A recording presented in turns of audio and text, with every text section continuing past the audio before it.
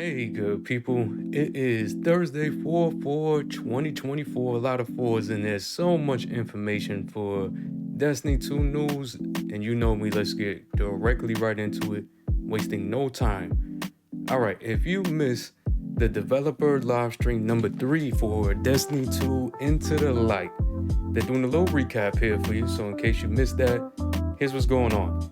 2 exotic missions are coming back. I am so hyped to see 0 Hour and Whisper come back.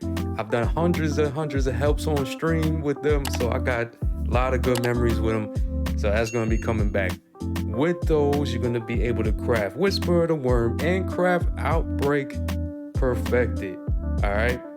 You're going to be able to craft them from that mission, or those missions, excuse me. And then also there's going to be the exotic ships that are very special to the missions. They bringing back reprised versions of the OG ones. So it's going to be Carver the Worm for Whisper, which is going to kind of look like 1,000 Wings, if you know what that looks like. And then Vamana Junker for 0 Hour. I ain't gonna lie to you, that 0 Hour shit was ugly as hell. If y'all remember, y'all remember. But just so y'all know that it's going on. Also, this is one of them is coming Into the Light next week. So most of the stuff I'm talking about is Into the Light coming next week, all right?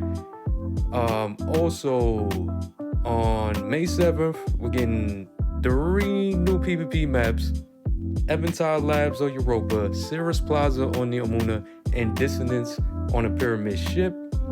Then you are also going to be able on April 9th, which is next week, with Into the Light, you can re-customize your character.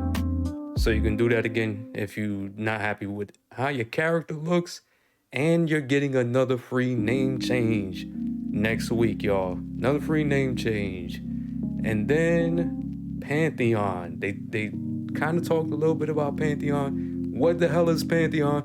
Pantheon is going to be a raid boss gauntlet where you can ramp up the difficulty and the rewards. Escalating difficulty and rewards is what they said.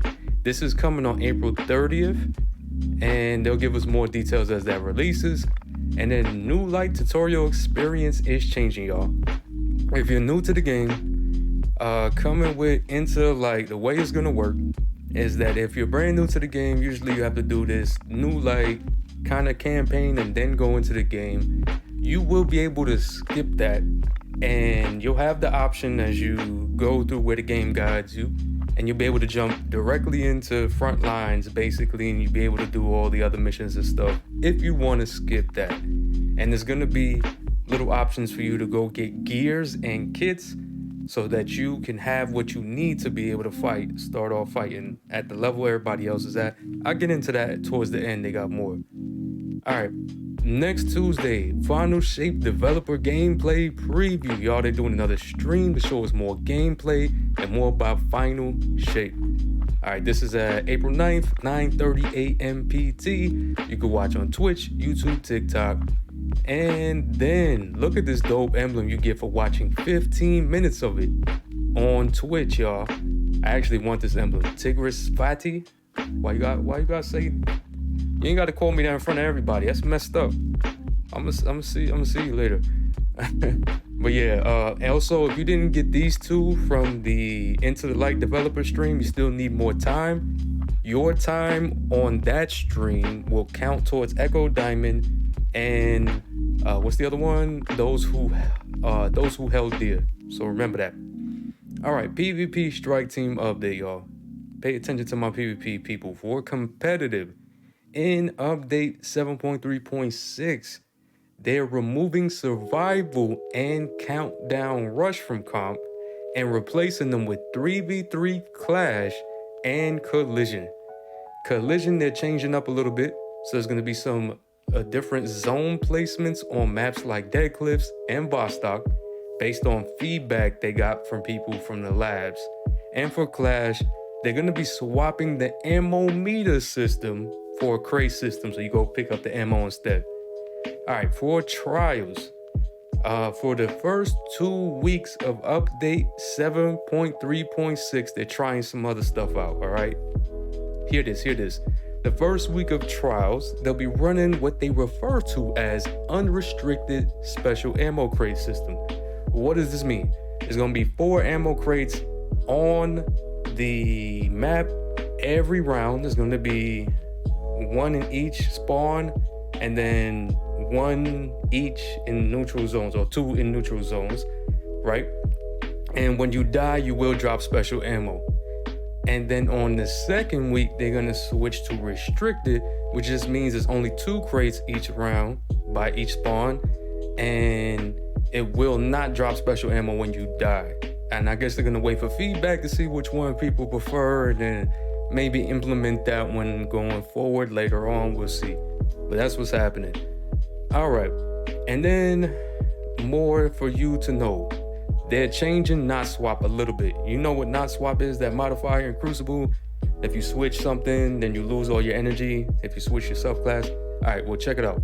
They also are throwing in an improved version, which they say is going to remove your ability energy if you change the ammo type of a weapon in your kinetic or energy slot. What the freak does that mean, Marcus? So if you're running a kinetic sniper in your top slot, right? And you're in the middle of a game, in the middle of a round, and you're like, oh, let me switch that to dirty fusion. Fusion, which takes special ammo. You're gonna lose your ability energy. You'll have to start from 0. So that's gonna apply to the slot 1 and 2, not the heavy slot. All right, moving on. So they wanted to clear up some things they got wrong on 7.3.5 patch notes, and that's going to be for the competitive point reward system. It's going to scale the points you gain or lose based on how good the enemy team was compared to your own team and how far under your expected rank you currently are. All right, and then the post-game trials weapon rewards will now only grant the weekly weapon. For example, if the weekly weapon is an adept summoner, then all post-game drops will also be the summoner. So this just applies to every match that you do. If the weekly weapon is freaking ISO, you getting ISOs. That's what's gonna drop, right? All right. They're doing a Destiny 2 Into the Light weapon balance update. Pay attention, y'all. Pay attention. Weapon changes incoming. All right, here we go. Weapon archetypes. So for your breach loaded grenade launchers, this is what they're changing. They're going to increase impact damage by 40%, and this works out to roughly a 15% damage buff.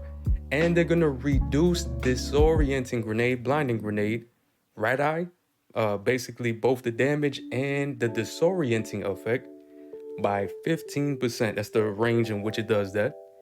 And then lightweight bows, they're going to get increased lightweight bow base damage by 6%. The same for the Monarch or for Wishender. And precision 450 RPM auto rifles, they're getting reduced base damage by 5%. Little nerf there. Then precision 180 RPM hand cannons and adaptive 140 RPM cannons getting a change.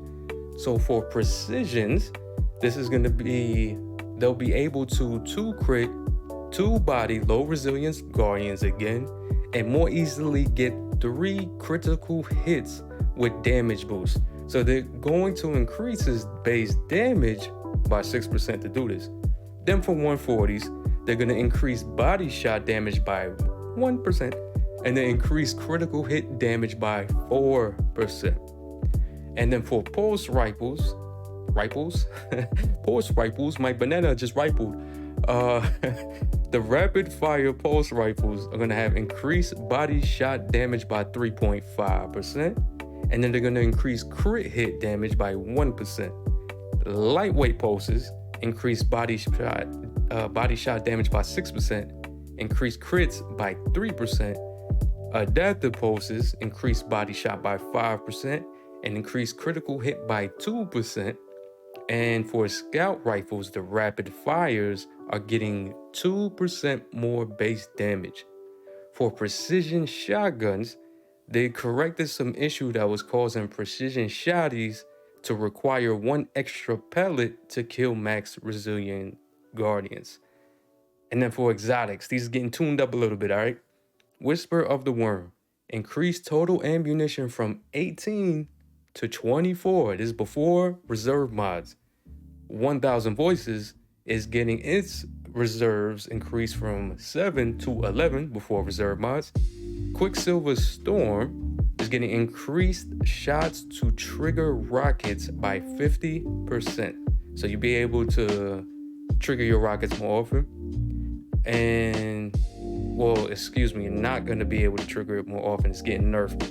It's getting nerfed. Let me clear that up.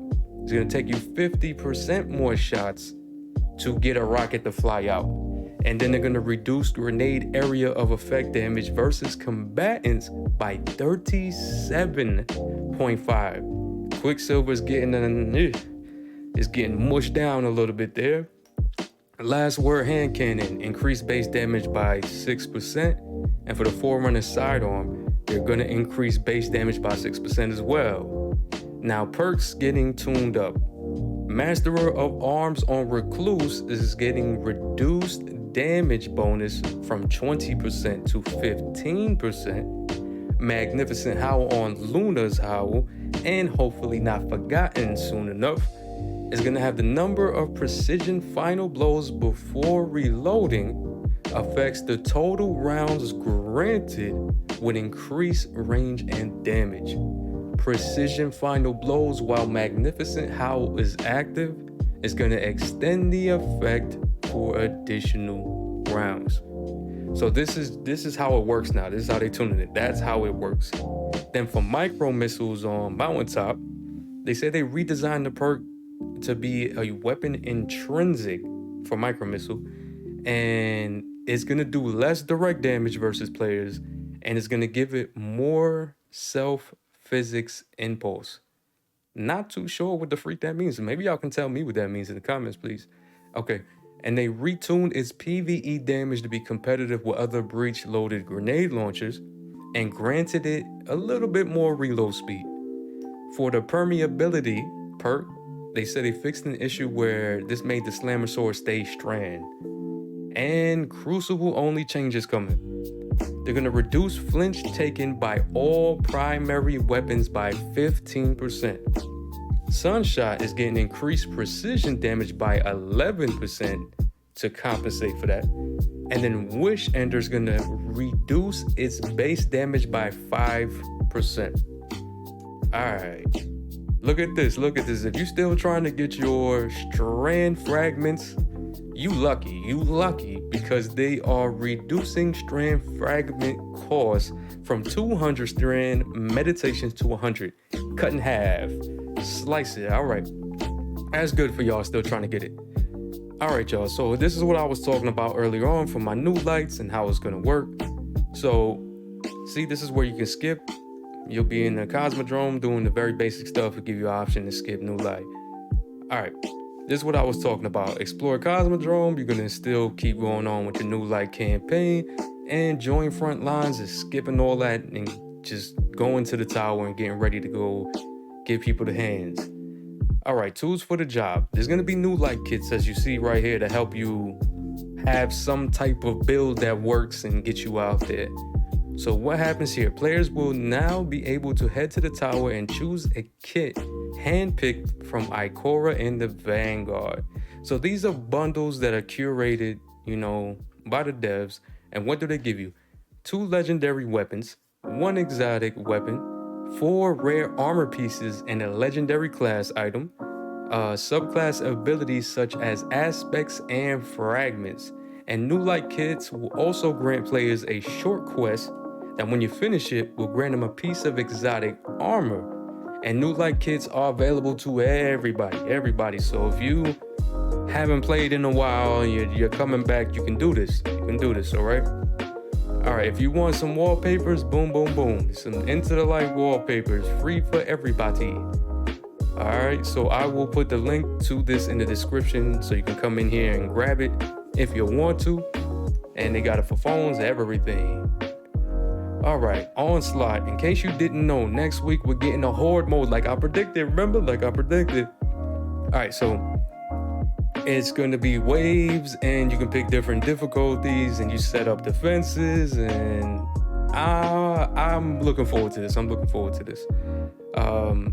So they say what's going to happen if there's going to be a little competition going on. So to celebrate the release of it, they're looking to reward Guardians who are among the first to conquer the mode on its highest difficulty. So starting on April 9th, when update 7.3.6 goes live, the first 3 fire teams to complete all 50 waves on Legend difficulty will receive a Lord Shaxx 7-inch mini replica helmet per fire team member. 3 per team total. 3 per team total? Oh, only 3 people? Okay. I'm about to say, yo, if it's 4 people, you short. All right. They don't say buy it. All right. They don't say buy it. So they better not be like, here's your code to give me money. I want my K statue, by the way. Stop playing with me, my K statue. Bungie. I'm sorry, y'all. I'm sorry. Look, I want my K statues. Look, if you didn't know, I ordered a K statue over a year ago, and then I was checking with Bungie, and they were like, oh, yeah, no, you didn't get it? Oh, well. So I'm mad. All right, moving on. I know this ain't about me, but that's the Shaxx helmet right there. All right, they say they will announce the winners in next week's TWAB and will reach out to the winners shortly after on Bungie.net. I actually want that. I want that helmet, y'all. I want it. I'm not gonna lie. All right, here are the known issues that Bungie is working on right now to fix. And as always, y'all, if I help you at all, it takes me a while to read through this and save you the novel reading.